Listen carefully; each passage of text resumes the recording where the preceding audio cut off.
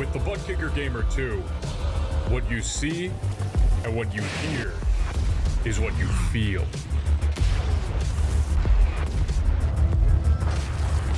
ButtKicker, the future is feeling.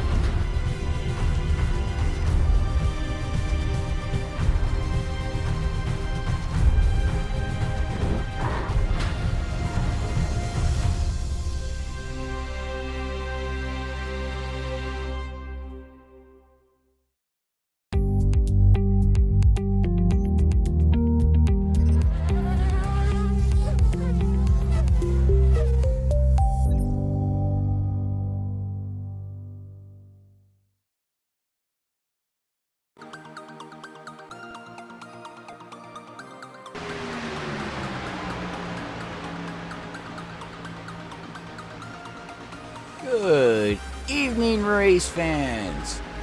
Welcome to tonight's broadcast. Freaky Fast Broadcasting is happy to bring you Area 51 Racing League here at Talladega Super Speedway, as these guys are going to be taking on this 2.65 mile track It's going to be fun, high-speed action, packing the house with over 20-some cars out there, so we got a big field here tonight.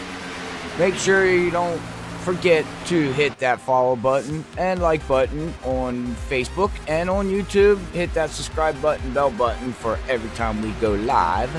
You will get the notifications and you'll be able to come out and chat with us and have some fun and watch these guys just roar around every week at Area 51. But with that being said, I'd like to welcome my buddies here. As everybody knows, Brian Johnson and also Zach Hall. How you guys doing tonight? Hello everyone, we're doing pretty good. We're going to be flat open tonight here at Talladega. And Zach, I think you're going to be pretty wide open too, huh? Yeah, that's for sure, man.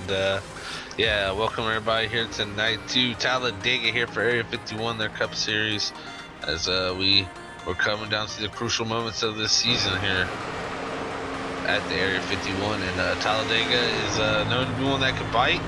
We'll see who it bites tonight and who becomes, the special one to win this race also. Yeah, there aren't many races left. We're starting to get down into the nitty-gritty of it.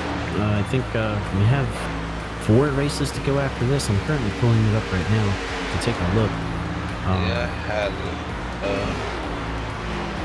so yeah, so Talladega will be the 4th to last race. Then we'll have Dover, Charlotte, and Kansas. So we have 4 races left, including tonight.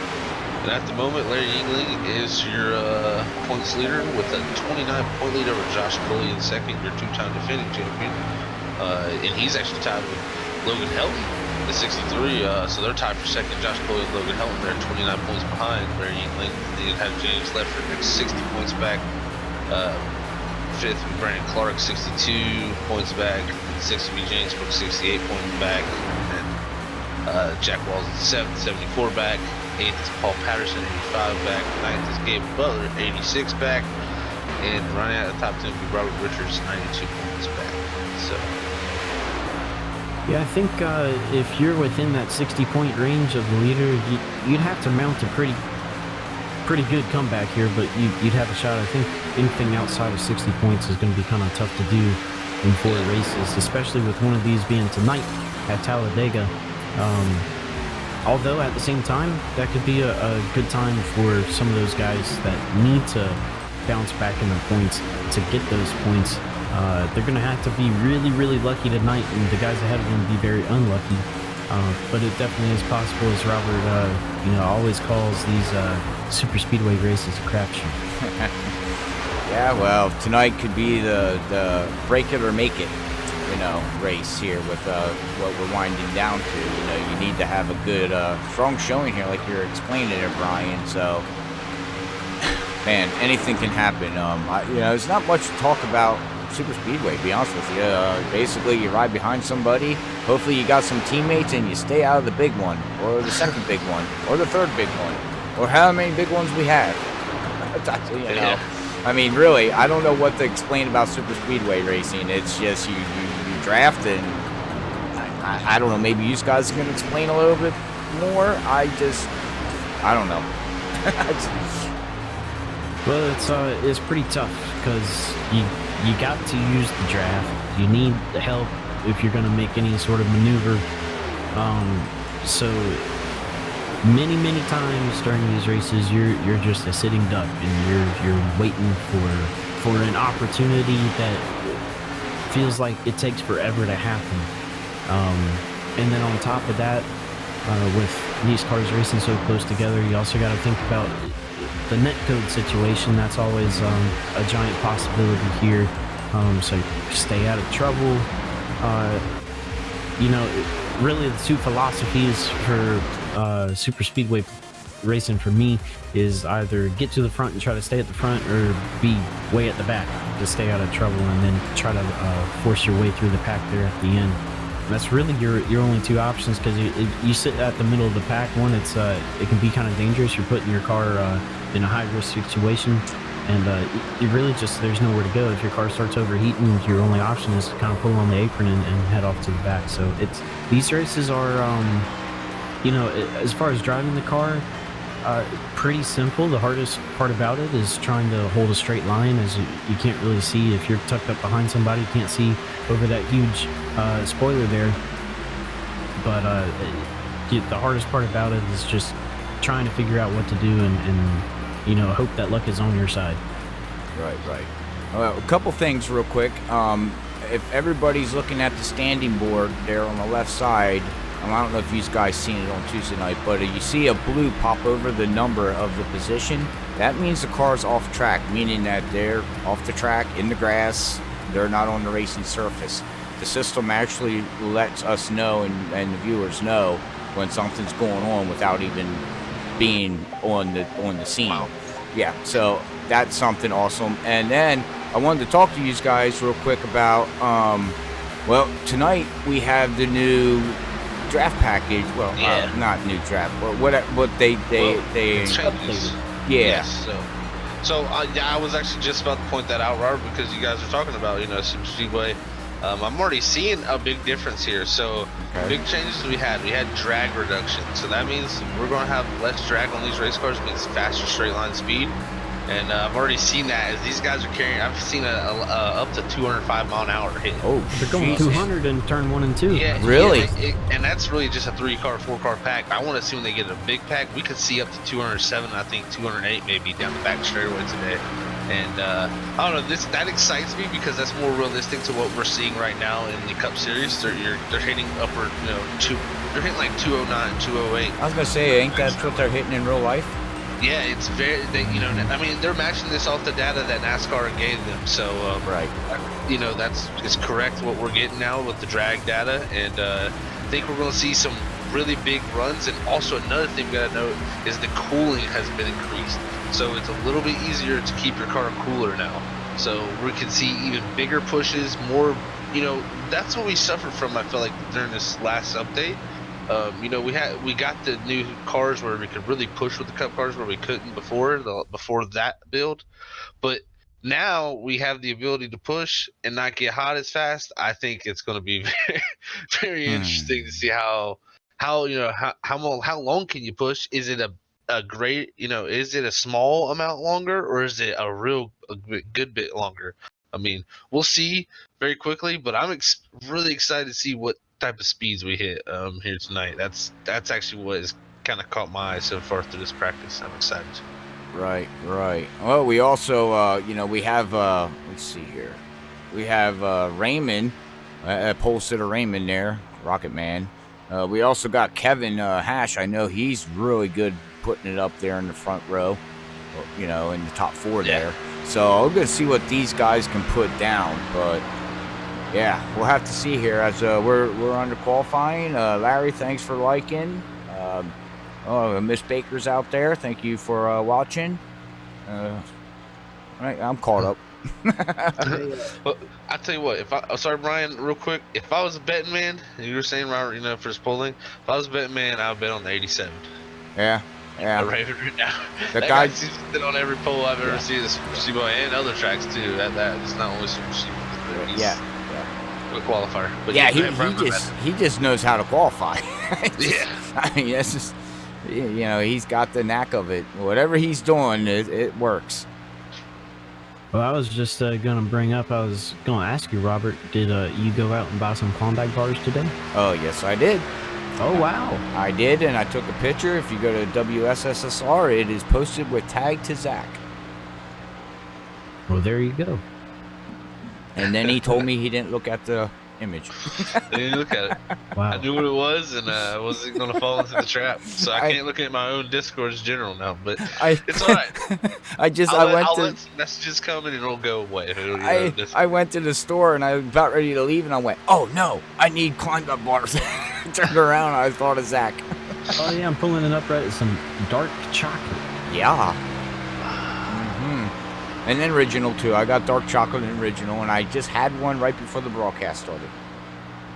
Nice. So yeah, I'm all good. So how's your Klondike bar there, Zach? Is it pretty good? It's great. It's great. All right. Yeah. Well, right now we have David Leclerc up there on the pole, the 49.813. Robert Rich. These cars are fast by themselves. I know. I have the Yeah, speed looking up at, here. Corey Lane watching, he's got 192, 191, dropping it down to 190, 89 coming out of turn 2. Bud's still down the back straightaway right here. Hit 194 going off in a 3. Yeah, So, this is much more realistic Yeah. to what we see. I didn't realize just how much drag we did have. I mean, this is a considerable amount of speed we're picking up here. Yeah, and I feel like that affected a lot of what we see with the racing in these cars, because you pull out of line in these cars to make a move, and it just felt like you had nothing. So I'm gonna see if we maybe with the less drag, we can see more people make more moves up front, and maybe even make more moves from behind. So see how that energizes the pack. I'm very, very interested to see the rumble of the field go by. Well, Kevin W. Hash, his first lap was a 50.376, which is right about where everybody else's first lap goes. He's on the back stretch of his second lap. We'll see if what y'all say is going to come into fruition.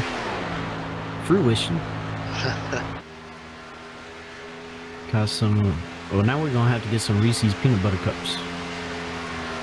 We're right now. I have them too. And I got some M&M's sitting here. You can probably hear the bag. It's M&M's, milk chocolate mini, and peanuts bar. Ooh, 4th place. Y'all said he was going to get up in that top 4, and that's where he's got one 1,000th behind John Stathakos. Man, he's 5,000ths behind Jack Walls, but dude, quite a bit faster. And of course, by quite a bit faster, I mean by 13,000ths right there. But that's see Raymond. big gap. Oh, Raymond the second. Oh, man.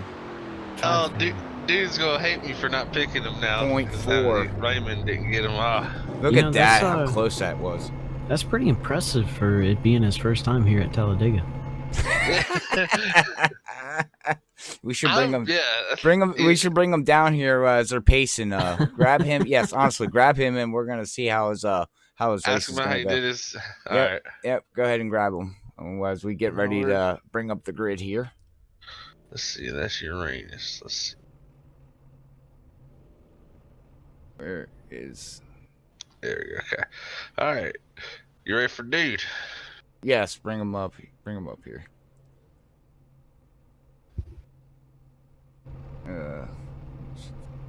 Dude, Robert up here in the booth. You got a copy?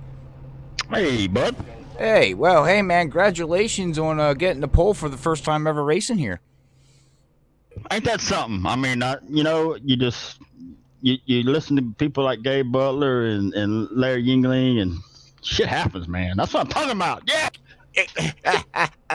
Well, do you think you got a chance to hold off this big pack of 31 cars here tonight? Holy mackerel. I'll tell you what, the guys we're on a little team with, they're hard to beat anywhere you go. Raymond Rittenauer, Gabe Butler, Eric Laurie, all them guys, Kevin Hash, Logan Hilton. We're going to give it hell. There you go. All right. Well, hey, man, good luck, and hopefully we get to talk to you in the top 3 or a win after tonight's race. 10-4. As long as I get to talk to Zach. Zach makes me get this. Oh, well, then we'll just bring you down for an interview just because. 10-4. All right. Good luck, buddy. Good luck, man. All right, brother. All right. Well, we got the starting grid up here as they are getting ready to pace around 1 time here, I believe. Yes, sir. On the pole tonight, we got the man, the myth, legend, Dude Conrad there sitting in first. Beside him, we're going to have Raymond Rittenauer second in second. Jack Wall is going to be third. John Stathakos in fourth. Kevin W. Hash in fifth. Gabe Butler sixth. Here we go. Joe Della Vecchia. I hope I'm saying that right. I apologize if I am not. He's going to be starting 7th here tonight. Logan Hilton 8th. Bud Steele 9th. And Dale Willoughby going to round out the top 10 here tonight. We got 75 laps at Talladega. We're going to be going pretty fast. Faster than we ever have. Yep. Well, it's been, almost 2 years as we're running through the grid here. How long has it been since we actually had speeds like this? About 2 years, ain't it? Jeez, It's been a while. Yeah. well before Well, we didn't reach them last year. I know that. Ever since they switched this car over. So you're going 2 years. Yeah, I maybe don't 3. remember Might how have been fast 3. we were going. I don't even think we were going that fast before, but I remember don't the think one so. before that we were. Okay. It's been like 4 or 5 builds since the speed's been this high, I believe. So. Okay. All right. Well, we'll get ready to rock and roll here. Rock and roll. Let's get ready to rumble. And which that this is. I wish I could do the soundtrack of that without getting copyrighted, because I would. You should talk to Bob Skinner, the rock star. Well, he'll play you a little drum line or something. Oh yeah, there you go. Yeah, there we go. Yeah, I know I'd have to get a hold of ESPN because it's in that Jock Jam CD. ESPN, Let's Get Ready to Rumble stuff. I've always liked that. I don't know, just seems cool.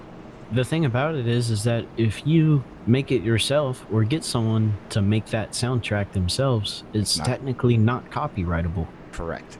If that's a word. So yeah, right. Bobby, he's got his he's starting up a little studio at his house. So. Oh well, I'll have to get a hold of him.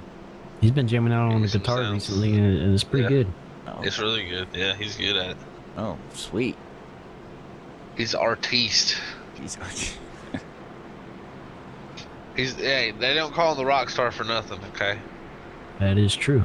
What are we gonna name dude though? I don't know. The dude. The dude. You know what I say, but I'm not gonna say it. All right, ladies and gentlemen, thank you, Kathy, for tuning in, hitting that like button. Do much apologize. I do much appreciate it. But all right, well, long pace until we get this green flag, guys. Got to wait to get through here. We're gonna try over a little bit here, and we'll get ready to go back green. Here we go. Woohoo! Freaky green. Green. All right. Big old field here. All right, Zach. One type of night. Let's see how it goes. Let's see the speeds. This is what Zach's been waiting for. And do we see a third line? It's very possible. I think that third line may be a factor tonight. But for the highest speeds possible, you're going to want to look at the back of the pack. That's where all that draft is going to be. Yeah. Right now, everybody looking pretty stable, going 2x2x2, 87 of Raymond Rittenauer, trying to make something work with the 08 of John Stakos on the outside, but Duke Conrad got a pretty good lead right now.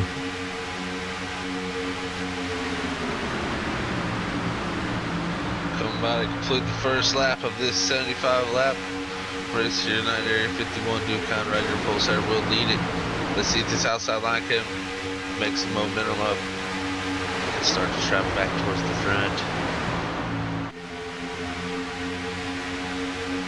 Very clean start by everybody. Yeah, Duke Conrad looking at his speeds all by himself up at the front. He's breaking the air for everybody else behind him, but he's reaching speeds of 202 as he's getting a little bit of a push from the 83. 08 and 87 again. Charging. Yeah, they were having a pretty good run there on the outside. We'll go to the back of the pack. They also talked about making the steering a little more stable in these race cars. And from what I've seen a little bit, it seems like the cars are not as. I don't know if that's the all too, but it doesn't seem like there is left and right. As yeah, they seem a lot less herky-jerky. Yeah. You're going to see them not be perfectly in line. Nobody's going to be perfectly in line unless it's till the end, maybe. But, because right now they're just moving back forward trying to get C. So when you're back there, you got to understand when you're back in 10th or 11th, it's completely different than leading or being up front one of these things. You can't see nothing ahead of you. And when a wreck happens, all you see is smoke and your check up. And usually it's too late by then. But these guys they're racing, as we like to say here on Freaky Fast.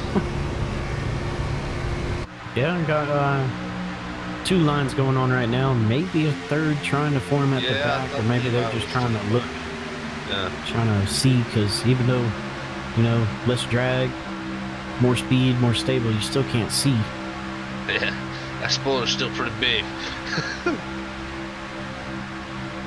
They just need to make the whole spoiler clear.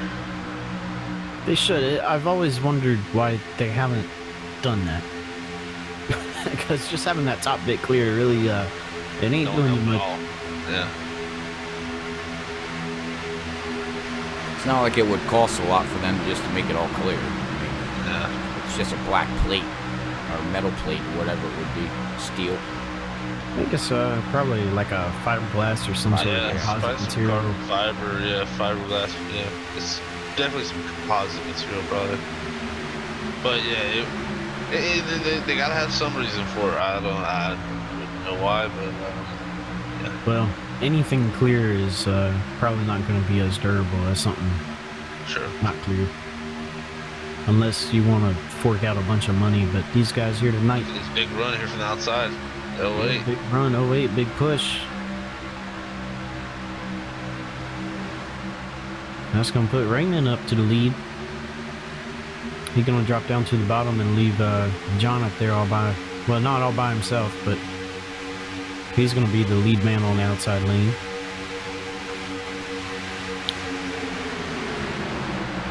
Logan Helton trying to make something work up there. Maybe try to lead a lap, get a point. Third on the outside line. Let's see, where would be Josh Cully running out the back right now? In 20 Yeah, seconds. and if you think about it, I mean, Larry Yingling's not here tonight. He's not in this race. So that points lead goes away here, and Logan Helton right now would put himself in the points lead technically with the way he's running. So him and Josh Coley tied in points for second. That's who we got to watch tonight. Coley running back here in 22nd, and Logan Helton running up here in 6th. So, and he's actually going to be pushing Gabe Butler here as we're starting to see the outside line start to get one down there at a time. I'm also seeing some it's being formed up right here. I think a lot of these guys are wanting to get That was down close. there. Yeah. Now you're gonna see Logan here, see if they can get Logan can lead a lap. That'll help him here in bonus points wise. Yeah, because I think Josh Cully's mentality right now is to stay at the back and try to avoid any big ones that may occur. Right. But the problem with that is that if Logan Helton leads this lap, that's going to be a point for him and a point against Josh. Yeah. And, you know, I've done both strategies here, Brian. I know you've kind of changed your mentality too, and I feel like I'm gonna start too. But I always felt like getting in the back was safer, but I feel like I've gotten caught up more in wrecks right in the back. So sometimes I just want to be out front, and I don't know. Sometimes that mentality is the right mentality, and that will get you in trouble too. But you know, sometimes you want to control your own destiny, and sometimes when you're back there, you can't. So, you know, I have to see that. It's a strategy everybody plays here. You know, go faster, or you know, don't go fast. So. Yeah, I mean, the problem with staying at the back with several things is that, one, you're at the back. Two is, you know, one good thing is that any wrecks that do happen, you give yourself plenty of space and plenty of time to react to it and get through it. But the problem is, and this is what I ran into in my last super speedway race that I ran, is that during green flag pit stops, you're almost, it's almost a little bit more dangerous just because of where you're on the track and where people are getting back up to speed and how they come back onto the track. And then the other thing is that when you're at the back and you try to make your way up to the front, everything has to work out perfect for you as far as your pace goes. You can't have any mistakes on pit road. You can't mess up. You have to be perfect if you want a shot at the win with being at the back. So Yeah. it's more stressful hanging out at the back as a driver, in my opinion, than it is to stay at the front.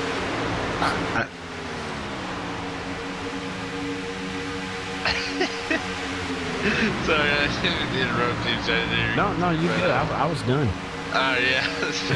But yeah, it's definitely interesting. But the thing I'm most seeing here is these lines are super even, and also it doesn't seem like we have any really overheating issues. Probably because these guys are all pretty much together. I mean, I haven't seen the pack this much formed this well in a long time with the other packages. It seems like whenever they form like that, it just happen. But it's been really old once I start to speak and it starts to turned to a tornado back there. Levi just got up Yeah. out and hit the wall. I don't know if he was trying to fall back or what's going on. Oh, almost again. I think he is just trying to get back at the back. He's also kind of blinking in and out a little bit. Ah, okay. Could be trying to stay out of everybody's way as we got a slow car we're coming up onto.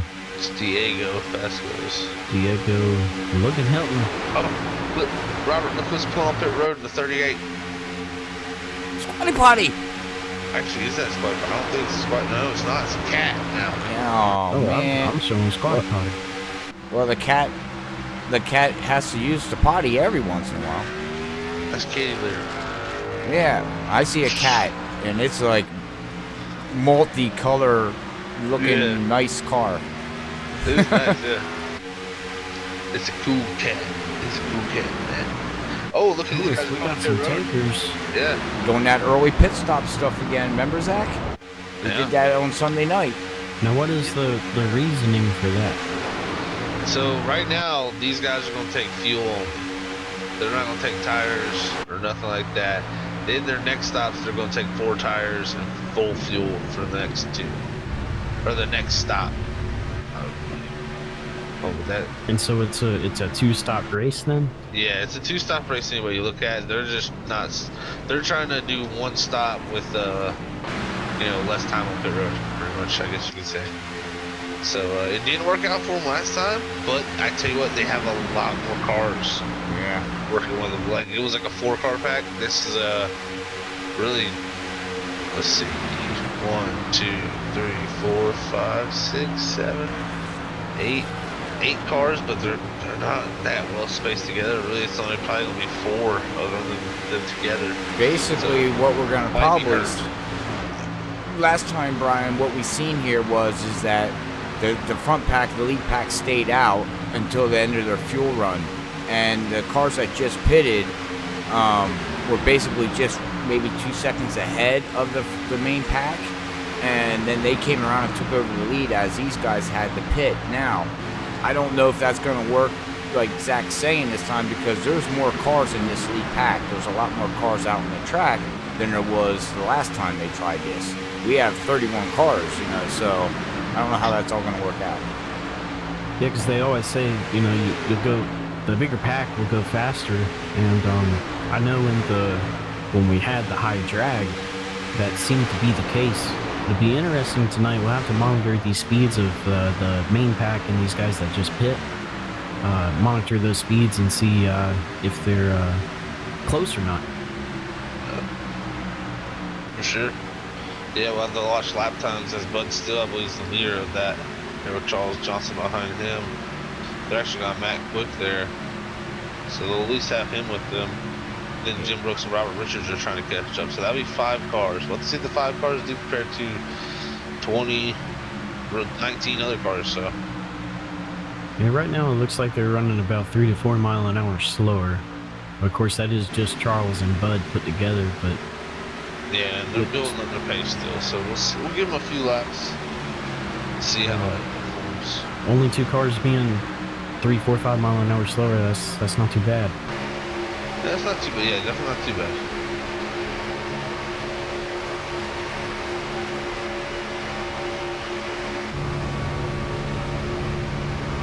As Gabe Butler still continues to hold on to his lead. Here at Talladega. Logan Hilton's been trying to get that lap led.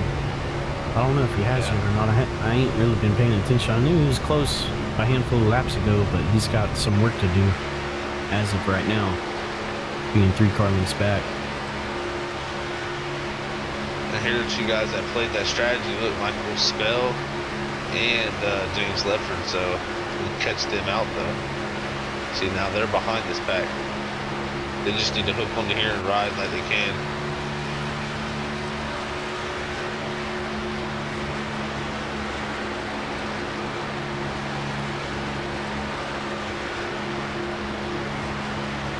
But if the caution does come out, they second to the lead.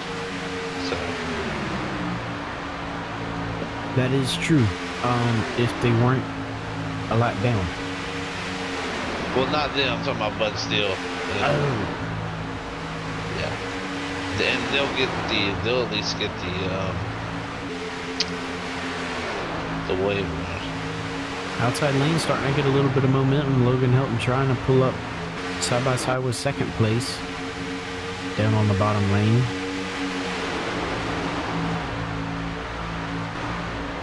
'07 there, Dale Willoughby giving him a big old shove and a back on the back stretch as Eric Laurie trying to contribute to that push. A little update with those guys in second place. Of course, Logan Helton being one of them.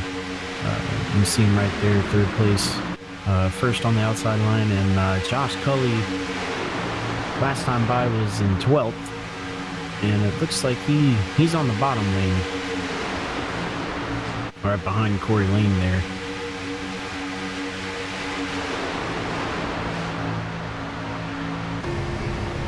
Yeah, that he is there. We're now running about 13th on the bottom.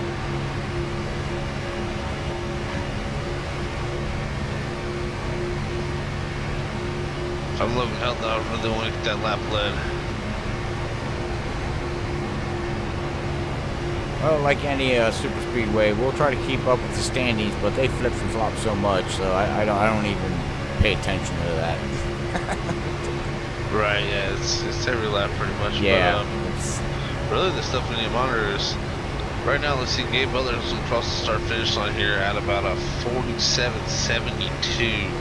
That was about 2 tenths slower than their last lap. But we'll look here, Bud still. He ran a 47.71, so very similar, a little bit quicker actually than the leader out front there. And like we were talking about Logan Helton almost leading the lap, 3,000ths of a second last time. He almost got it. Top 13's in the 47.7s. Go ahead, Brian. Sorry. I was just gonna say, being in Logan Hilton's position, it's so tough to try to get that run and be able to just get a nose ahead and lead a lap, because you're depending so much on the guys behind you. And right now, Dale's giving him a good shove, but really that's the only car on the outside lane that's doing any sort of pushing. Everybody else just kind of riding. Same goes for the bottom lane. And so it's like the top two guys in either lane are really the only ones pushing. Everybody else just kind of sitting there waiting until lap about maybe 73. Well, and we're on lap 20, so pit stops will be opening up very shortly here for these guys. I estimate in the next 5 laps. And the question is how long does Jack Walls stay out there? Because we know he likes to try to push the fuel mileage as far as he can. Well, he is 4th in that bottom lane right now. Going to be 6th overall. Almost 7th there. Actually is 7th. Or, no, yeah, 6th. What am I talking about? He's between 5th and 10th. Yeah, somewhere around in there. But he's been, just kind of riding behind the 3 guys in front of him for a while. So I wouldn't doubt if he's been able to save maybe 2-3 laps of fuel during this whole run. Mm-hmm. Well, I know last time he tried it, he was the only one out there, and it did not work out for him. Yeah, he was a sitting duck. You need somebody. As we got somebody coming in. Oh no, 05 too. And Roy Wheeler, 98's coming in. They got 2 cars matching up there. With 23 is what we usually say these guys can do here. Yeah, that's what I said. It'll be interesting to see if the drag affects that though, because less drag should be better fuel mileage. That's right. Yeah, without having the exact numbers on how much drag we lost, it's going to be kind of tough to guesstimate as to how much further they could go. As quick as they're going, I'd imagine maybe a couple more laps. That's a good question. Yeah. I mean, so they continue to go here. I'll have to see here. Ed, thanks for tuning in, bud. Haven't talked to you in a while. Kathy, thanks for the comments. Bet everything's looking good. Hopefully everything's sounding good. Bottom lane got a little bit of broken up right there. They will be giving a good shove to Logan Hilton, and man, they got a run and a half. Josh Coley, what happened to him? Are they going to pit here? They're going to pit here. Yeah, I think that bottom lane's about to pit. That's why they checked up. I think they let them down too because that's who they're working with. I think you're going to see all these guys dip off the pit here. There it is. Man, that's a shame for Logan Hilton. He just got there and now he's not going to lead that lap. Is this a beautiful shot or not? Dale goes off on the grass. He hits the cone and he's going to spin it on pit road. He keeps it out of everybody's way though, and that won't be a caution. I think Brian Kaufman may get a penalty too there for his entry, but I have to say one thing, guys. That was a beautiful sight. I love watching them come in pit road, though. I'm not a fan of super speedway, but when they all pit like that, it is so cool. Right. It takes a lot of planning too, because you got to know where the guy ahead of you is going to go, because you're all stacked up on each other. Typically, what you do is, you know, the guy in the front, he'll say whether he's going to take the inside or the outside, and that's really just the left lane or the right lane of pit road, and so everybody would alternate behind. Well, we have some interesting pit stops. Sorry, Zach. Yeah, no. If you, I don't know if your data shows it, Zach, on the webpage thing you're using, but we have some that took 4 tires as pit stop, and some that took 2. Interesting. Yeah, very interesting. He'll come up here and Josh Coley's still in pit road. Looks like he's taking 4. Corey Lane's taking 4. Okay, these guys took 4 tires.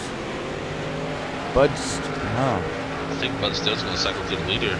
I think so too. I think he is too. Oh, Charles yeah. Johnson right behind him, and Matt Quick, he is a few laps down there.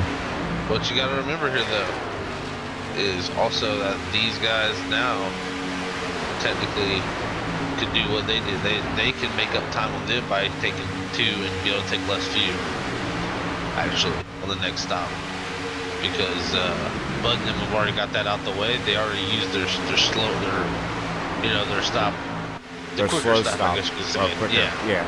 Yeah, and these other guys are going to have a chance to go farther now and take a splash and see if they can get back ahead. So everything they gained from pit road, could you? I can't see on the data I have, Robert, but can you see what times Bud and them had on pit road? Yeah, they had 2 tire stops, 7.4, Yep. 6.9, 7.4. What did dude take? 4? Dude, yeah, at 11.7. Logan 12. Raymond 11. Gabe 11. Were those 2 tires? Huh? 2 tires? That I don't know.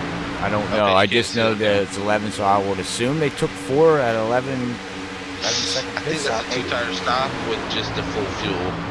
Maybe. Yeah. Okay, yeah. Because 11-second stops with 4 tires nowadays, if I got 11-second stop, I'd be like, we might need You have wheel nuts on your car. yeah, I've already got the single wheel nut on my car if it was 11 seconds.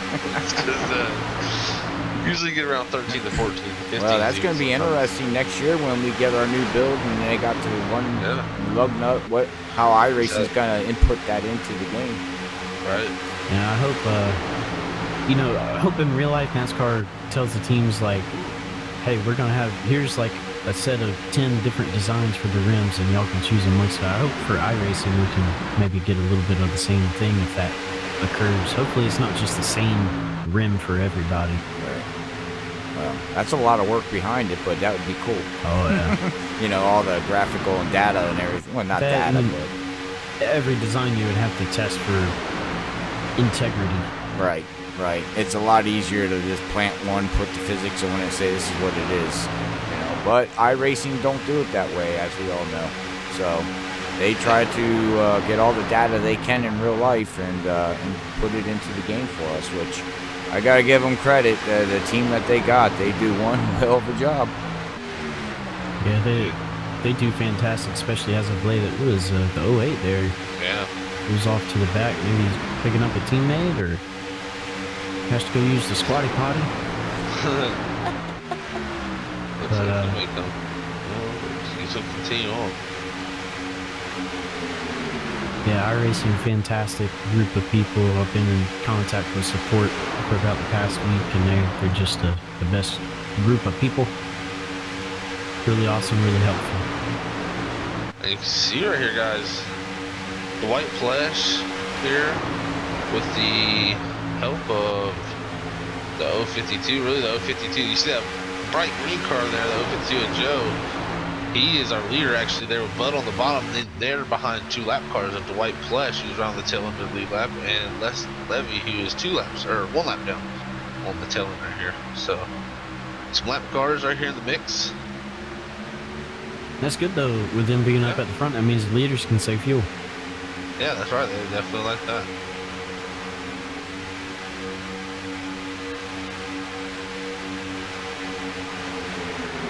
Well, it's interesting to see how this outside line is getting such big runs off 2 of those tonight.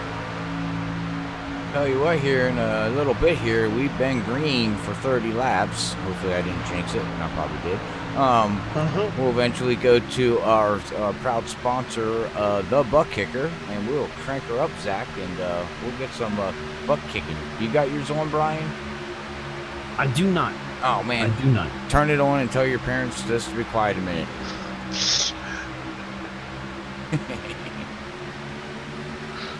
Just for a little bit. Just for a little bit. Just a little bit. Actually, I don't have it hooked up right now or software running. Or... Well, you don't need software. It comes right out of your... That's true. That's true. Just plug it right in. That's all you gotta do.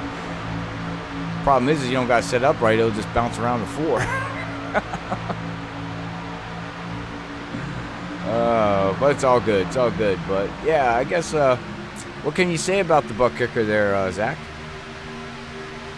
Oh well, yeah, we can go check out ButtKicker on thebuttkicker.com, and remember you can use FreakyFast20. That's freaky with 2 E's, so FreakyFast20 on any product on their website to get 20% off, and let them know that we sent you there pretty much to get your knowledge on ButtKicker. And I am, oh yeah, and you gotta remember also they have this beautiful mission. Every game deserves a truly immersive experience. The ButtKicker Gamer2 lets you feel every detail from subtle footsteps to the rumble of a V10 powered race car. From ambient environmental effects to the power of a nearby explosion.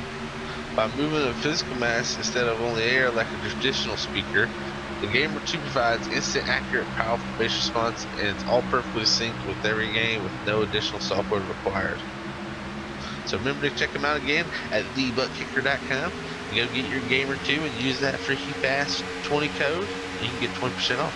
And you can get your butt kicked. That's right, and that's with 2 E's, not EA. So, all right. Well, to answer that question out there, Cedric, they are going around 205 miles, maybe 204, and a strong draft is what the speeds they are getting.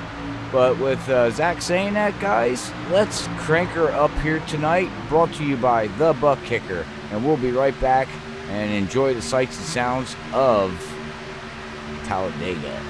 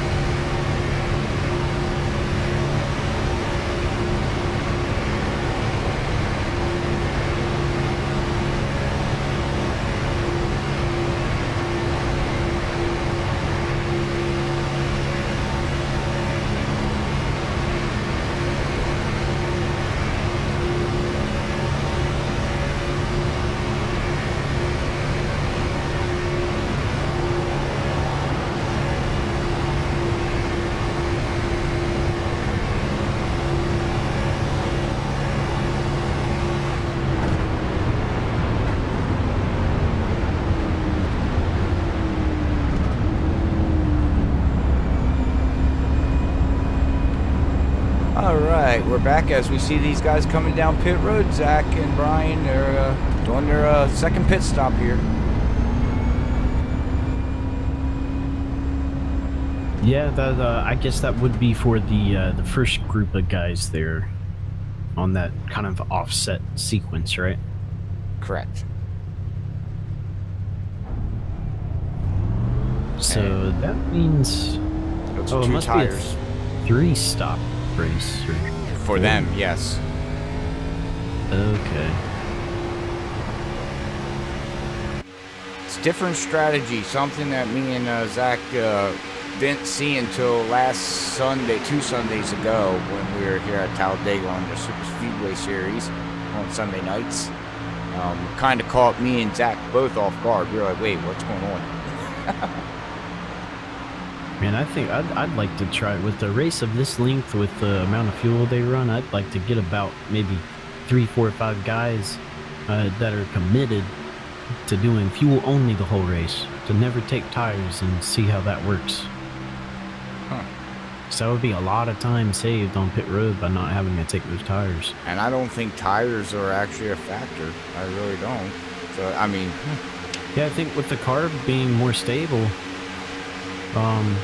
tires may be less of a factor as, oh man, Liz Levy coming down pit road all by himself. He is one of those lap down cars that was part of that front pack there, but nobody decided to come with him. nope. And the last time, the last pack, this front pack that pitted was lap 24 and lap 23. So they got to push it 2 more laps on this stint. Some of them 1 to 2 laps to be able to make this.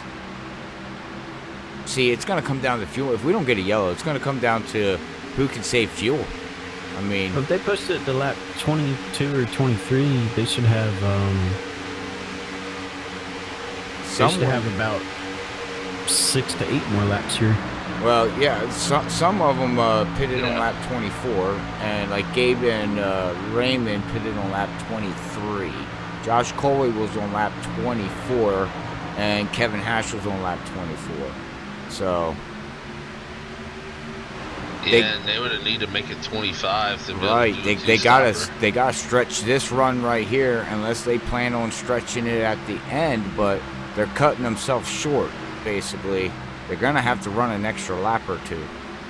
Right. I mean, either way, I think, and you'd have to make it.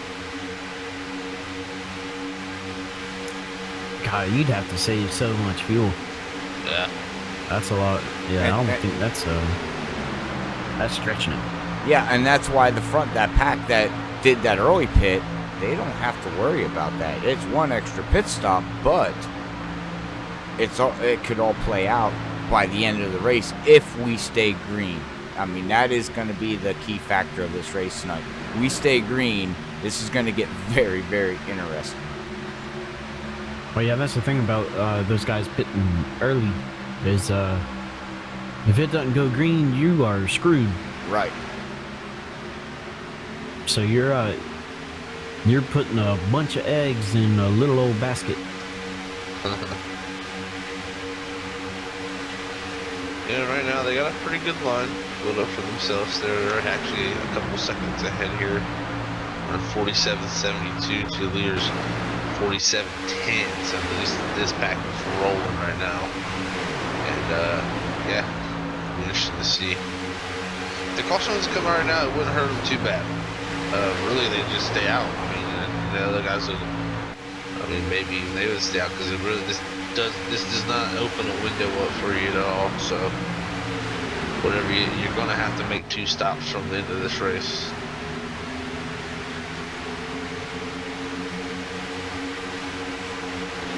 How much fuel do you think you can save just drafting and running about 75% on your throttle? I think No? if you're saving hardcore, you could probably save 5 to 6 laps. I You'd be don't know about that. you'd be Maybe, going maybe slow. 4 laps. I'll say 4 laps on a good day. Huh. Now, That's true. I was basing that off of a full tank. yeah.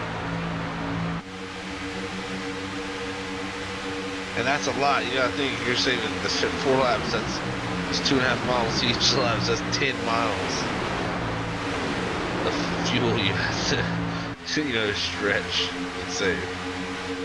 It's not easy. And the biggest thing is just gotta run. The more of the middle of the pack you have, and you have someone behind you in front of you, the better off you're gonna be because you're just gonna be able to ride partial throttle. Here's you see the front pack is caught these guys who pitted early. Let's see what happens now once they get here. Do they can try to use the run to go around? Jack Wall's in the first of the cars. Does he jump to the high side?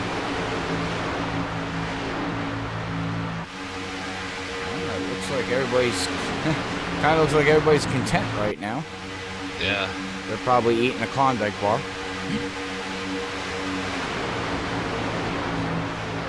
It's okay, Zach. You don't have to say nothing. I'll be all right. I can live without. We can get freaky, freaky, crunchy, crunchy. Crunchy, crunchy. Oh, and I listened to the Dirty Air podcast here, premiered on Wednesday night. Proud sponsor of Freaky Fast 2.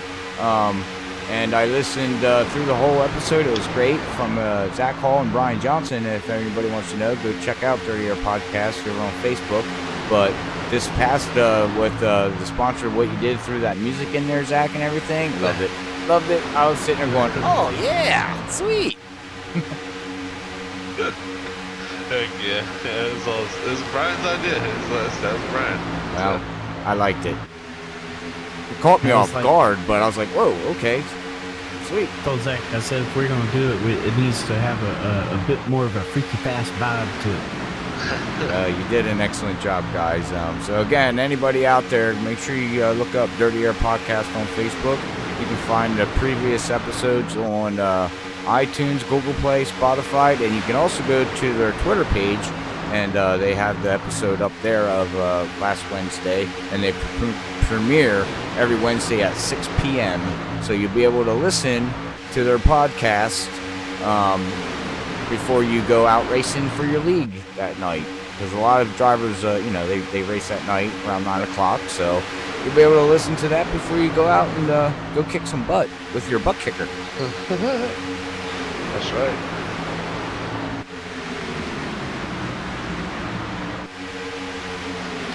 Well, these guys are waiting here behind them. I would have figured they would have gone to the outside already. yeah. 'Cause it would be very, very important if caution were to come out to have those guys be a lap down. Yeah. So then they'd have to take the wave. They'd have to throw behind anyways. I tell you what, if you though. didn't pit, you catch the lap down. Right. I tell you what, though, I got to give the guys credit. This is you packed 30 some cars in here, and we are yellow free yet. I mean, Yeah. this is very impressive because it's not easy to do. People just think you sit behind it, even though you know how I feel again. But I'm not going to go in that spiel. But this is not easy. It's not. No, definitely not. It's not easy being green.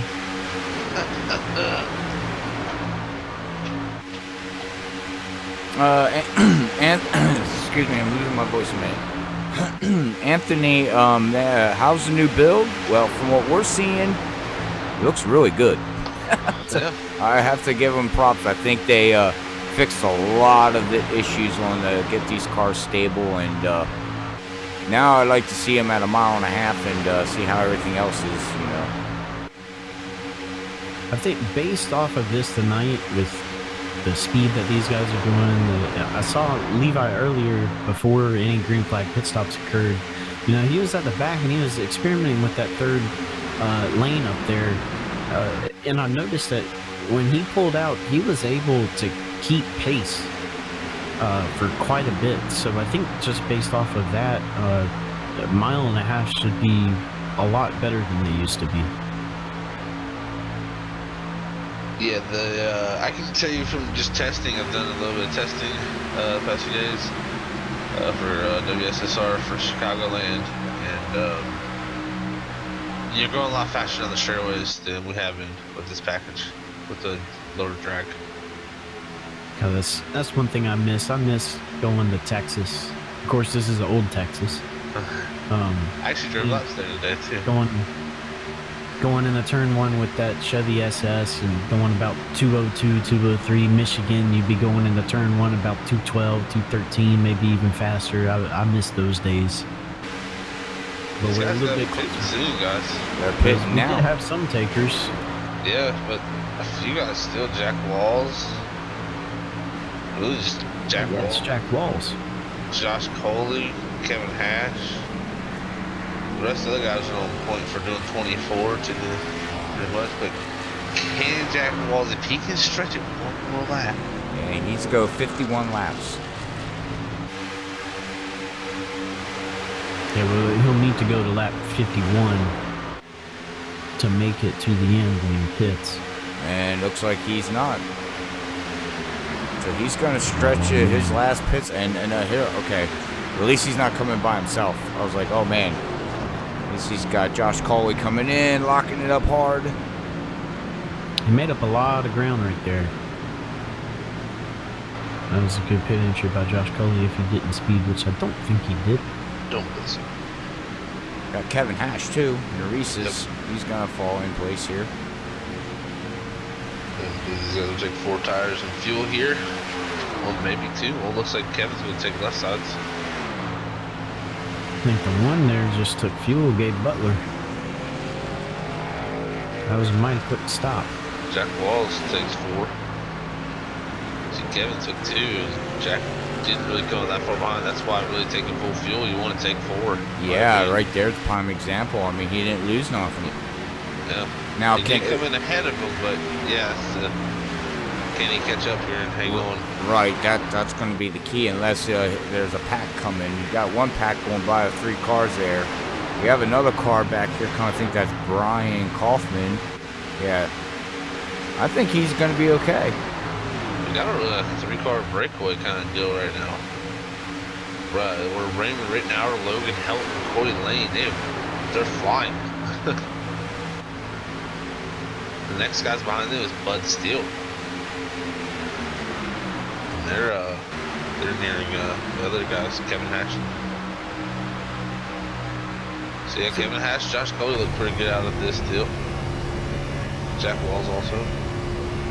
The only thing, and I've noticed it with these 3 guys, first, second, and third, the only thing I don't like that I'm seeing is that, you know, Corey might be hanging off on purpose here, but in the old cars before we got these Camaros and Mustangs, and when you had 3 cars in the draft at a plate track or a super speedway, the first 2 cars were okay. That second car could suck up pretty good, but that third car was always kind of stuck behind, and it kind of looks like that right now. Yeah, it does. Like you can't get to the bumper of help. Try to see, let's see, Corey's going 200 miles an hour right now. Logan's going 200, 201. Yeah, they're going the same speed, so hopefully he's got his throttle cracked a little bit and we don't have that same situation that we were in Yeah. other car. Yeah, but you see, like, yeah, you would think we'd go faster, but I mean, here comes Josh Cole and all these guys. I'll tell you what I'm going to do for the next broadcast, as you guys are talking about throttle control and steering. I will add something into the software that will actually show that info. Wow, Oh, can you snatch their telemetry? Yes. that's crazy. Huh. So I will get that inputted, and we'll be able to see the steering and the input, the gas and the brake, and all that fun stuff. That would be, Illegal. as the kids say, dope.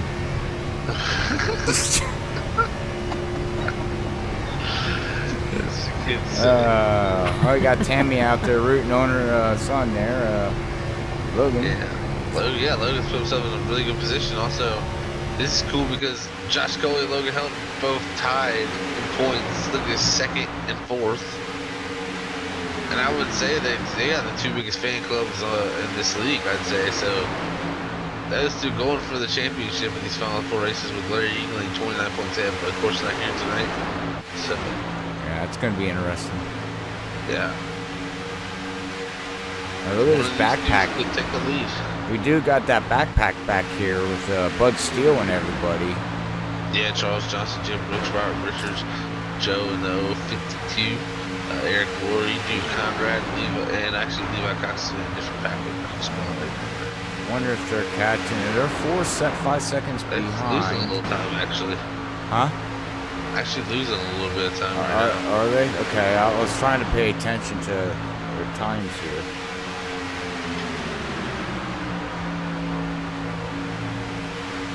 You see, last time by there, Bud ran at 47.67 to Raymond's 47.52. Ooh, Raymond got out of line right there. Logan gonna be up in the lead. I don't know if he's led a lap beforehand, but he will lead this one. Yes, he will get that bonus point. Look at Josh Cole. He's going to see that. He's going to need to get himself a particular bonus point to even that back out. Well, the better way to even that out would be to have a win. That's very true, Brian. Lead the lap and get the... I'd assume they're doing some bonus points for wins. I'm not quite entirely sure of the breakdown of their point system, but I do know a lead lap is a point. Your first one, at least. Good question. Maybe Zach has the standings up or did. Yeah, you get 2 points for being a race winner. Okay. You get 5 points for finishing with 0 incidents, so that's a huge, huge bonus. Yeah, it is. That's pretty big, which, of course, maybe minus, I know Dale Willoughby, he had a couple off tracks when he spun going down pit road, but everybody else, I would assume, has 0 X's or close to it. I know Brian Kaufman's got a little damage in the back, so somebody in the beginning of the race ran, and he just hit the wall. So I don't know if that gave him something. But you're right, Brian. 97% of these cars out here are probably clean. Definitely. Well, it looks this is gonna be wild coming down today. That backpack's catching them. Yeah, they are starting to go down, actually, Robert. They definitely are now. And once they get about 3 seconds within that, you're really going to see the time start to click off. Let's see if we can, oops, one button. Way faster at last lap by. Wow. There we go. All right. Bring up 6th and 7th position there. We can see the laps and the times, and we'll see. Raymond ran a 48.6 this last lap, and Bud Steele was almost a second faster. Yeah, they're gonna run a lot. We'll see. Like I said, once they break into about the 3 to 2.5 second barrier, they're really going to pick up even more time. We'll see this time by. We got the data up here, and as they come across the start-finish line, we'll see what it says on lap 57. As they complete 57 to start lap 58 here tonight at Talladega with Area 51 Racing League, and we'll see here as it's half a second faster that time. Yeah. Yeehaw! I love the data that I get off this thing.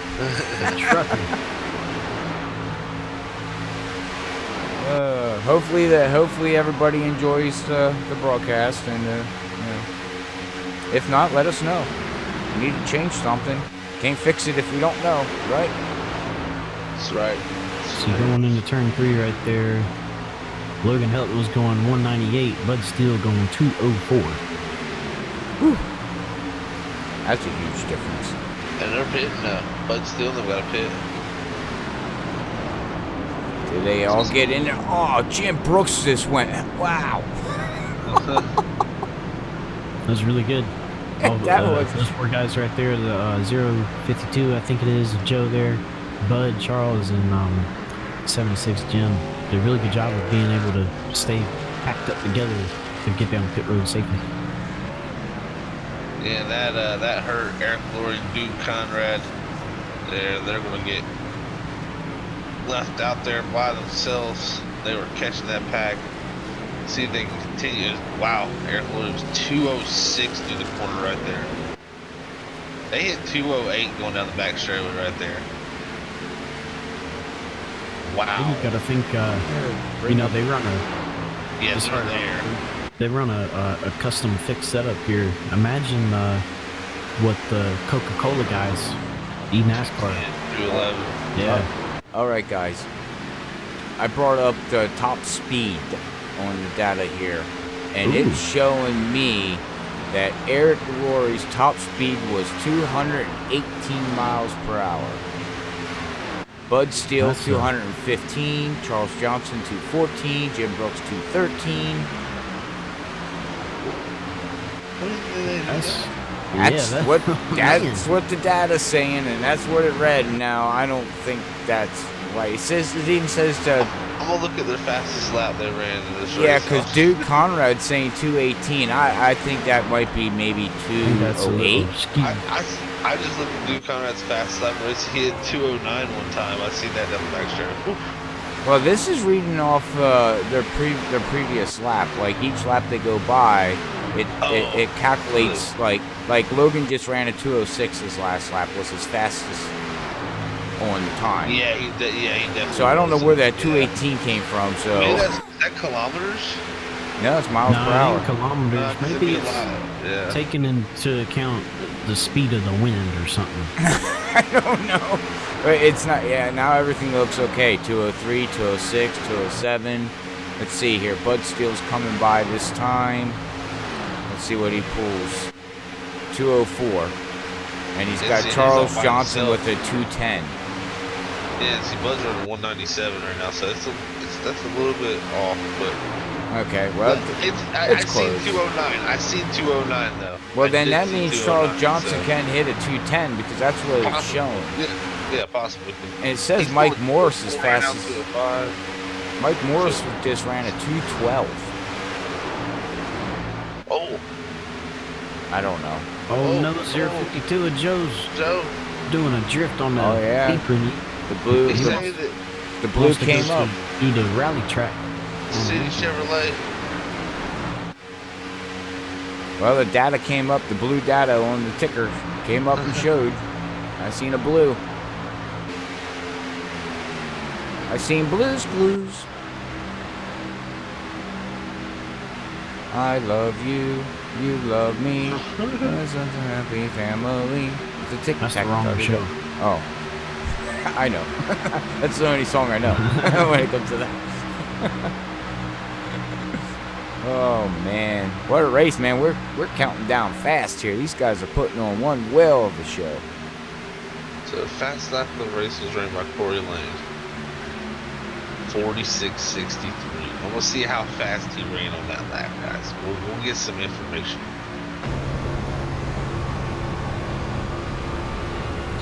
Logan Helton giving a big shove to a lap down car there to Gabe Butler. Gabe's trying to keep it just one lap down instead of two. Unless he just got his lap back right there. Okay. Hey, he's on the tail end.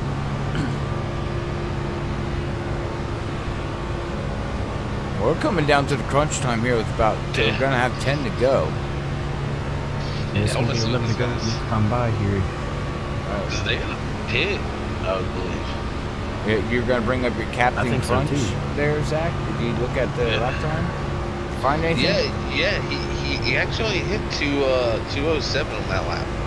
So it was just he kind of consistent 200 and above 200 and something mile an hour, and it's one lap that's fastest, of course. Right. But I did, like I said, I did see Duke Conrad and Eric Lorry hit 209. Right, sorry. Well, I imagine if you can hit a 209, you probably can hit a 210 if you have the right draft. Somehow. Yeah, exactly. So, but all right, well, we got 10 to go, guys. Now, everybody, pay attention because this is going to come down to fuel. Who saved enough for fuel for a couple cars? How's this all going to play out? Yeah. Things that make you go, Somebody's going to win this race. Oh, really? Who's that? I wonder when these guys pit. When do they pit? Man, I think you gotta wait as long as possible. Flag and just splash it? You gotta wait as long as possible in case caution comes out. Yeah, I agree.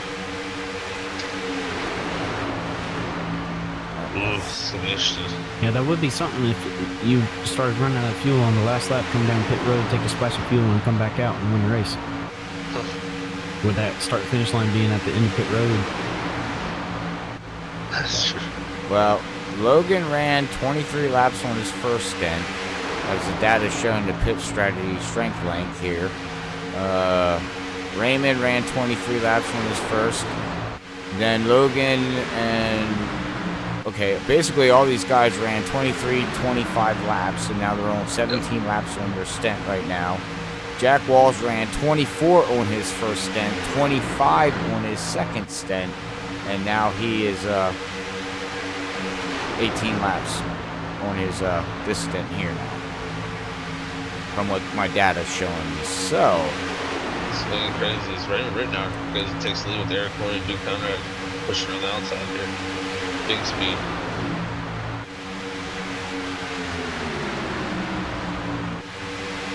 Dude's doing great for the first time ever running Talladega. I know, dude. Yeah, he's like really good at this. That dude is. He should do it more. Yeah, I was about to say he ought to do this more often. It's awesome. He needs to go find a league that does only super speedway races one night.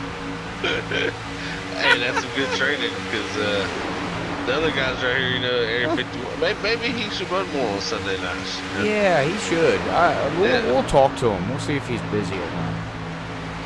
He needs to come out. Training. He's a natural born talent. Right? He's a natural born talent. Well, that he needs to come out on Saturday night to WSSR and go up against you guys. I mean, he's got this. He likes to talk to you, Zach. So why don't you get him out on the track and then just beat and bang his butt with a butt kicker? Don't ask me where I was going with that. That's good. That's I don't. Yeah. Static. Yeah. Pecos there. Gotta come down pit road. Yeah. That's early. He's gonna be all by himself. This is interesting. So when do these guys pit? That's the big question. What do they do? I think it's a splash. You have to do a splash. This is their shortstop. They took 4 every time. They only need a little bit of fuel to get to the end of this thing. It's gonna be interesting, but Charles Johnson and Bud Steele, 39 seconds back. Can they make up the ground? Well, do you remember 2 weeks ago, Zach, when we were here and Eric Lorry was leading the race and it came down to the last lap and it was a big wreck and it was the only big wreck? Well, guess what, everybody? Eric Lorry's back leading the race. Now, does Duke Conrad push him to the win? Because Eric Lorry is a fast driver, but he has not put that John Deere in victory lane yet this year. So that would be a huge thing for him and the team. Yeah, I would be awesome to see. Sure, Duke will go for something. I mean, I know that these guys are buddies and they're working together. Raymond, Dude. Well, so, again, this is Dude's first time around Talladega. He might just want to make history and win a race for the first time. Sure. I mean, he might want to finish second. He might be setting this up to finish second because he likes to talk to me for some reason. I don't know why. You beat me to it. I was just going to say that. He said he wanted to talk to you, so if he wants to do that, he's got to finish second. Well, that's okay. We can switch the pre-race round. That's pretty easy. I mean, he's trying to set it up, though. He's rigging it. So shouldn't see here, though, because Charles Johnson about similar. They've actually lost some time there, so I don't know what's gonna happen here. We gotta see how it pit stop. You can't make a mistake on this pit stop because guess what? this is where it counts. Yeah, well, we're down to the nitty gritty now. Like you said, everybody pay attention. This lap, next lap, or the next lap. Yeah, pay attention, everybody, because this is going to get very, very interesting. I think it's this time. And it's this time. Yeah. Oh, no! Man. Hit the brakes, dude! Hit the brakes, dude! He's great. Oh! Did he make it? That was close. That was close, but I think that was a great entry. Holy mackerel. Let's see how long these guys are on pit road for. Where do they come out in representation of Charles Johnson? See how long dude stays in there. 1 Mississippi, 2 Mississippi, 3 Mississippi, 4 Mississippi, 5. I think that's too long. 5.6. Raymond 5.7. Logan 5.9. Coming out of 4 is Charles Johnson, but still, these guys are getting up to speed. Don't get over that yellow line, Duke Conrad. There you go, buddy. Gear going. He's pulling through the gears. I don't think they're gonna have enough speed by the time Charles gets there. Oh, and they're touching behind Logan Hilton. Oh no, David, he got above that yellow line. That's gonna be a penalty.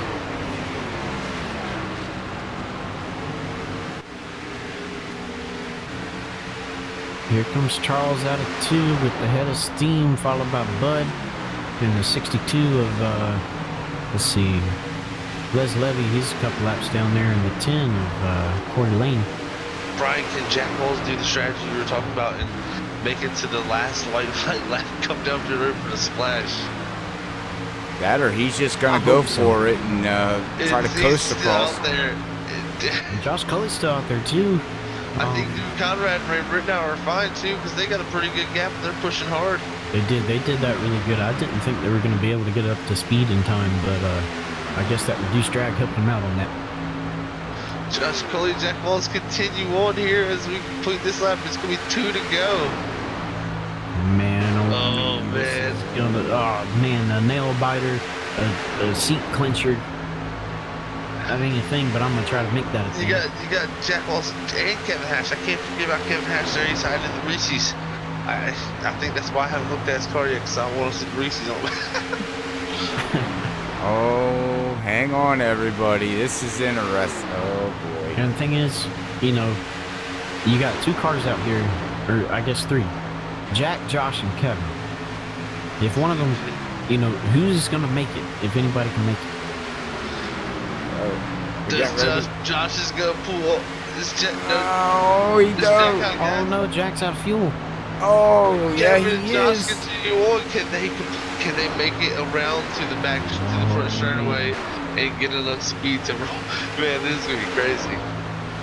White flag in the air, Josh Coley. He's stuttering. Kevin is stuttering. I think he's running about 184. Or he might just be saving.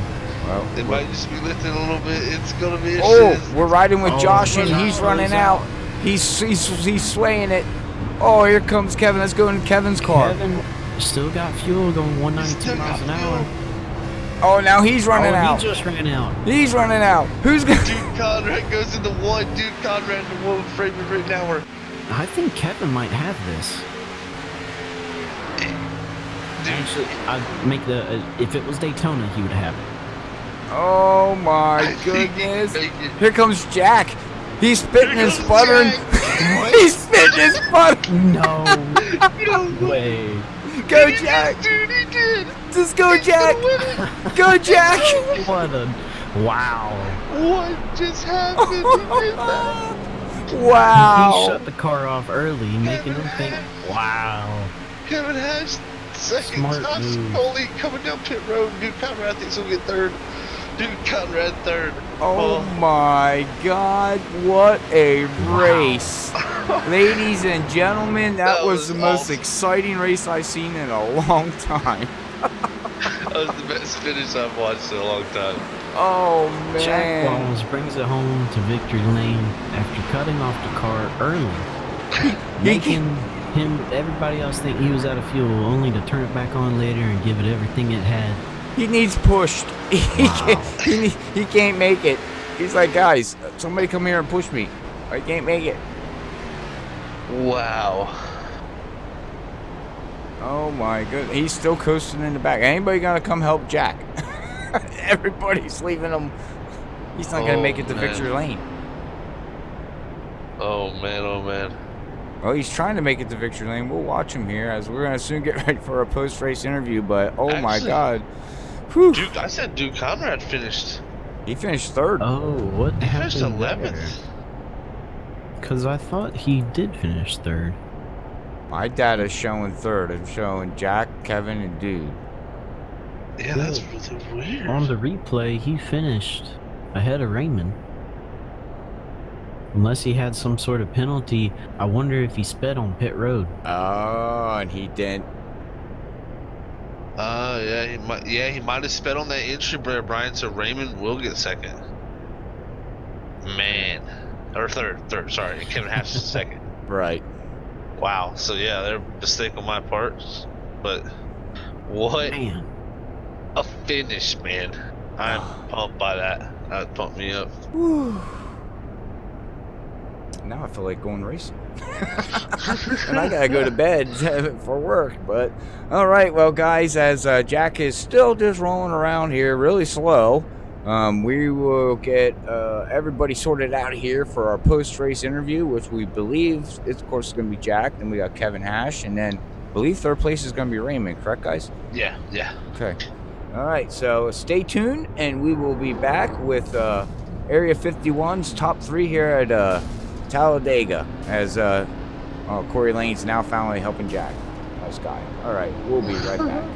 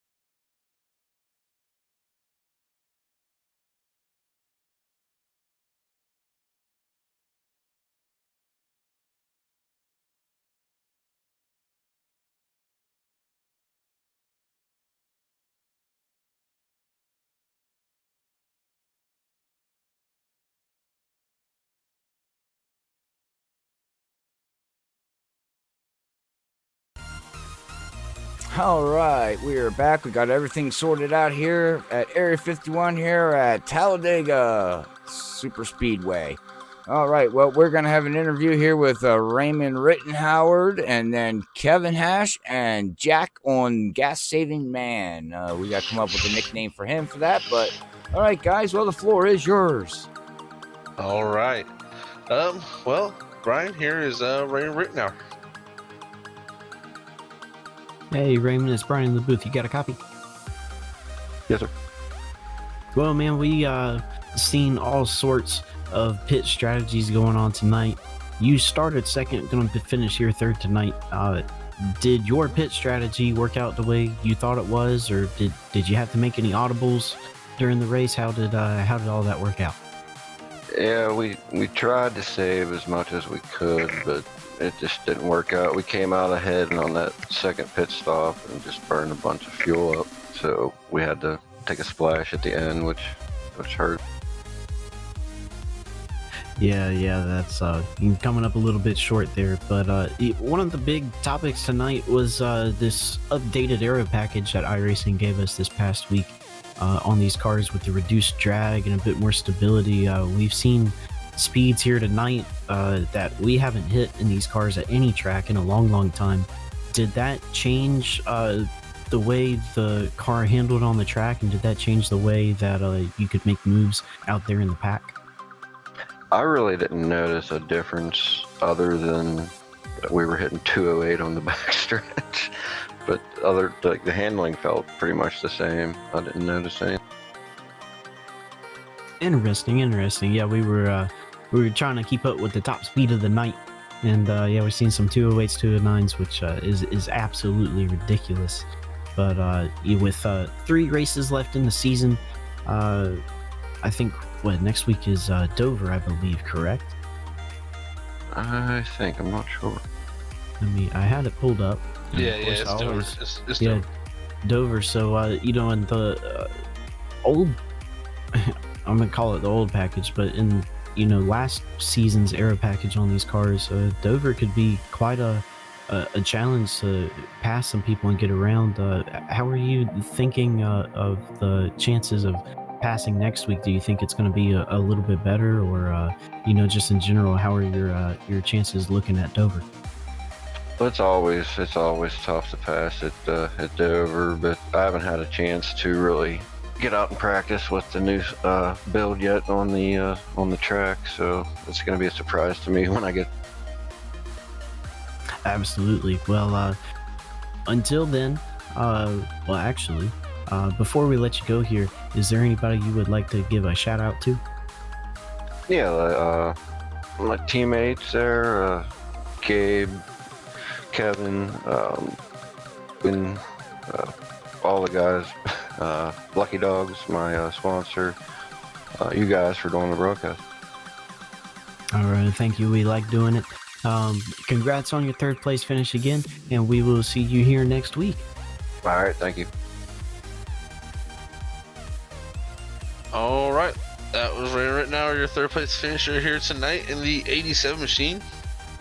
Bringing it home, he was the first guy to not stretch the fuel there, so unfortunate for him. I know how that feels. It happened to me at Auto Club too, so I know how it feels sometimes. But we'll talk to the two guys that stretched it just enough to make it to the line. But fortunately, Kevin Hash was just outdone by Jack Walls. See what Kevin has to say. Hey Kevin, it's Zach up in the booth, man. You got a copy? Yes, sir. Hey man, well, wow, that was an awesome finish there. Unfortunately, Jack had, I think, a little bit more fuel there at the end, just the spurt past you there at the end. But man, how did you save the fuel? And man, do you think you had it come off a 4 right there?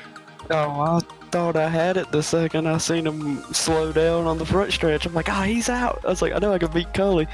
Then coming through 3 and 4, I looked down at the relative and I see him making time up. No, wait, you have got to be kidding me. Is there a reserve tank I don't know about? No, he played me pretty good on that one, but really, the whole race, I knew it was going to be close, so I may have ran wide open for about 4 or 5 laps out of all these. Most of the time, I was just trying to stay in the draft and save as much as I could. Right.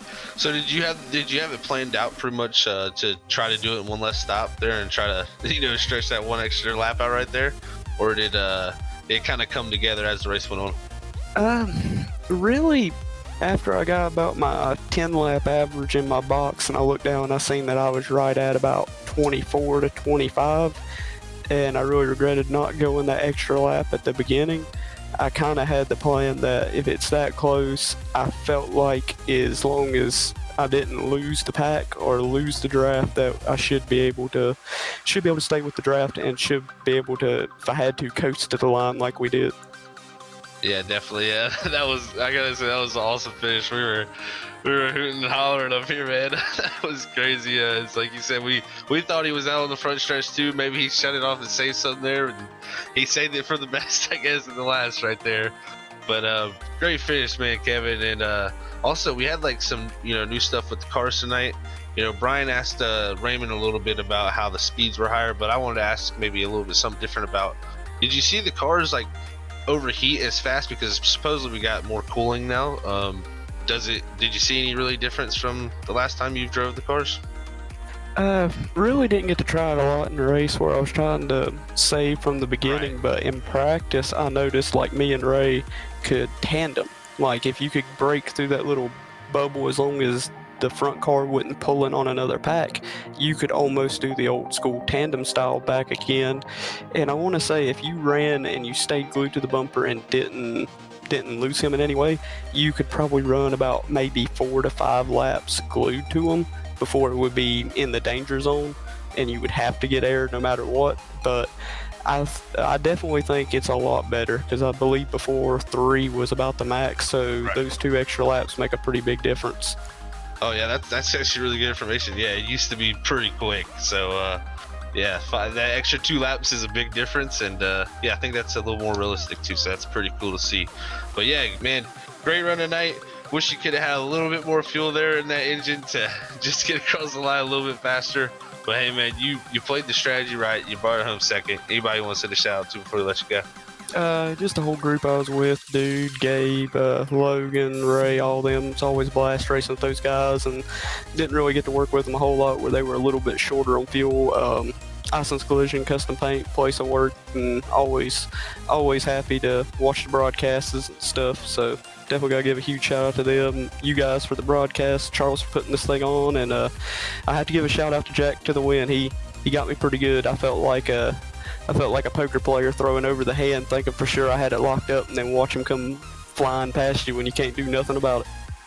You definitely. I thought you had it too coming off before, and then I said he came out of nowhere. So yeah, it's sometimes you gotta know when to fold my ass. But good job, man, and we'll catch you again next time. Devil, man, thank you. Well, that was a great interview there with Kevin Hash there for second place. But man, there was one person saved a little bit more fuel than Kevin. Kevin did an amazing job, as we talked about.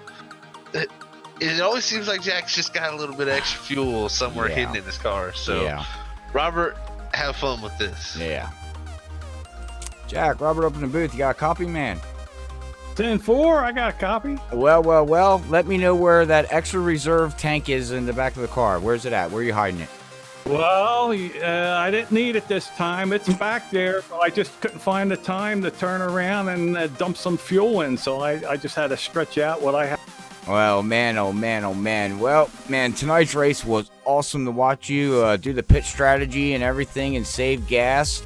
Brian and Zach were talking to the other guys with this new build that we got out here now. How does the car feel to you, and do you feel anything different with the more speed we're getting out of these things? No, the car felt great. Charles Johnson, my crew chief, did an excellent job setting up the car for this race. It felt good. Didn't have any trouble with it being loose anywhere, not to try over or nothing. It held to the. Plus, I changed 4 tires every pit stop because I don't want a chance spinning out coming out of pit road like I did.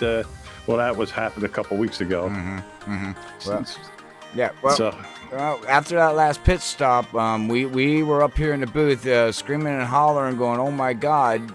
We got down to that last lap, man, and please explain, how did you save enough of fuel to pass Kevin Hash to take the win? Because I think he's in shock right now.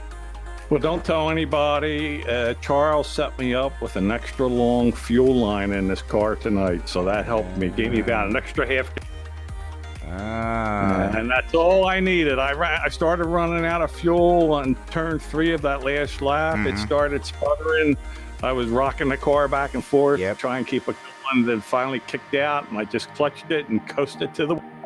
So going down the back stretch, I mean, we went inside your car and you were sputtering it, and we seen you go whipping it back and forth trying to get fuel into the cell, and then all of a sudden you came around. Did you save it enough, a little bit of gas? Because how did you basically run out and pass Kevin coming out of 4? I mean, No, coming out of lap 2, it said I had about a half a lap of fuel left, so I clutched it coming out of turn 2, and when I started getting close to turn 3, I let the clutch out, gave it full throttle, and I said, I'm going to go with what I got, and you saw it. And then you ran out and just coasted around and had enough speed to pass Kevin to take the win. That's right. I started running out again there at turn 3, and it sputtered. I rocked it and coasted my way. Well, I'm telling you what, you are the gas man here. Every race you're doing some kind of gas strategy, and not to sound smart, but 90% of the time it doesn't work out the way you want it to. But guess what? It worked out tonight, man. You brought home the win here. Great race, caution free from all these guys. I'm telling you, we were having fun up here, Jack, and it's great to see that Pennzoil Toyota, because I'm a Toyota fan. Thank you for putting it in victory lane. So with that being said, man, does anybody want to give a shout out to? Yeah, I got to thank my sponsors at Pennzoil for putting up the money every week to run this car, and Toyota for developing that engine for. I got to thank Corey Lane for pushing me back to the finish line there, since I tried to coast all the way around, couldn't make it. And all the guys for an absolutely wonderful race with no cautions. What a beautiful race. No, I agree. It was a sight to see, a great broadcast. It was lovely watching all the cars diving in pit road. I love watching that kind of image and scene and camera angles and everything. But, man, congratulations. Well, before I let you go, we head to Dover next week with this new package and everything that we got with Less Drag. How are you going to feel about that track? You like Dover? Yeah, I like Dover. I actually drove on that in a real car about 7-8 years ago. So I'm pretty familiar with it. It's my home track. I only live about 45 minutes. So I look forward to going to Dover. Well, you know what, bud? Since I got you here real quick, we're going to have to get some Dover tickets and go together because I'm about 3 hours away, and I'm more than willing to drive to Dover to watch a race. Hey there, 10-4. Yeah, I'd like to do that. I've been there to several races. It's a good place to watch. Not too crowded anymore, but yeah, it's good. Good time. Well, we will get together and we'll get something worked out, man, because like I said, I go down there multiple times and also go to the casino down there, but that's another subject. Been there, done that. One piece of advice: do not purchase a ticket in the air-conditioned bleachers. Yeah, it's a terrible place to watch.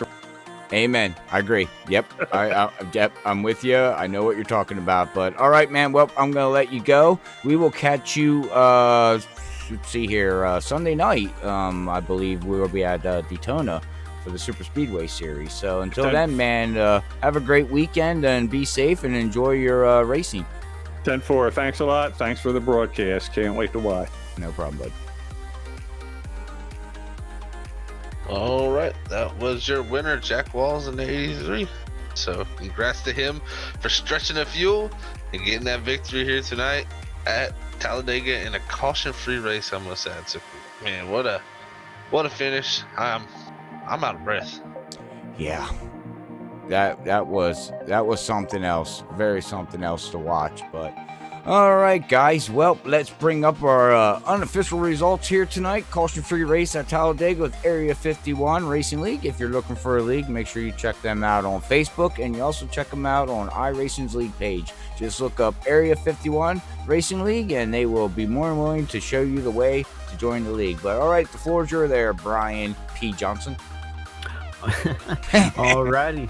Well, tonight, your winner going to be Jack Walls in that 83, followed by Kevin Hash in second and Raymond Rittenauer in third. Then we have Charles Johnson fourth, Bud Steele fifth, Logan Helton in sixth place, Corey Lane seventh, Jim Brooks eighth, Josh Cully in ninth, Eric Laurie 10th, Dude Conrad in 11th, Michael W. Spell 12th, Levi Cox 13th, Tom P. LaBar 14th, Gabe Butler in 15th, Mike Morrison 16th, Dwight Plesh 17th, James Ledford 18th, Paul Patterson 19th, Les Levy in 20th, Jamie Christensen in 21st, Brian Kaufman 22nd, David Leclerc in 23rd, Robert Richards 24th, Joe Della Vecchia, again, hope I'm saying that right, 25th, Dale Willoughby 26th, Diego Vasquez in 27th, Matt Quick 28th, John Stathakos 29th, Ken Worley 30th, and Roy Wheeler going to round out the field here tonight in the big old 31st position. That's after 75 laps at Talladega, and we are off to Dover after the Saturday night. That's right. Okay, that's your unofficial results. Go ahead and take a deep breath there, Brian. Thank you for running through the unofficial results there. All right, well, Freaky Fast would like to tell everybody thank you for tuning in on Facebook and YouTube. Don't forget to hit that share button, follow button, like button, and share everything with your friends and family and help the community grow. If you're on the YouTube side, hit that bell button and subscribe button. It helps everybody out and helps us out here. So, the unofficial words that I'm not sure what Zach and Brian, what do you guys take away from this race here tonight with the new package that you're going to be able to, take forward? Man, I'm pretty excited about it. I think this Aero package is a lot more realistic than what we had in the past, which is going to be good because there's some things in iRacing where it's just like, man, especially out mile and a half, so it's like, I know what they do in real life, and this is, iRacing kind of really put us in a box with that Aero package that we had, but these updates look really, really good. The cooling is fantastic. It sounds like what it used to be. Like Zach was saying with the interview with Kevin there, it would only be about 2 or 3 laps you could push before it started getting too hot. Now it seems like it would be 4 or 5, maybe even 6 if you do it right. Mm-hmm. So that is huge. To be able to push for 2 extra laps, that's going to make the endings of these things a lot more interesting. If tonight was kind of the exception because of the way the strategy and the fuel mileage worked out, but if you had everybody on top of each other in a big pack at the end, it would be I think quite a bit different than what we've seen in the past and a lot more exciting. But man, Area 51 putting on a great show again. Jack Walls just pulled a rabbit out of the hat, and yeah, that was impressive. I like that move. I'm gonna have to steal that one if I'm ever in that situation. Definitely. What a race! Can't believe it. That was all-time finish right there for us. I think that in the Area 51 also. That was. I'm tired. Like that wore me out. Like it was a roller coaster of emotions there at the end. And yeah, I think the new package look good. High speeds. The car's pretty stable. Shout out Charles Johnson for the good setup for the guys out there tonight. Yeah, man, what a race! What a race! That's really all I can get from it. Yep. That was a grade A Talladega action. Amen on that. All right, everybody. Chandler Baker, thank you for the like. Anthony, thanks for the like. Bud Steele, thanks for the like. But all right, guys. Well, until we catch you on Saturday night, 8:30 or 8:45, roughly somewhere around that time. We will be live with World Series of Sim Racing League. Saturday night action at Chicago for 167 laps. Make sure you tune in to watch Zach, Paul, and Brian Johnson out on the track, taking on them guys there. Very fun league to call. Very last race they had at Homestead went caution free, 167 laps, just like tonight, except they ran a little bit less laps. But until then, everybody have a great Friday, and hopefully we catch you Saturday night. But Freaky Fast like to say, God bless everybody. Love yous all. Peace out. Later, fellers. Bye, everybody.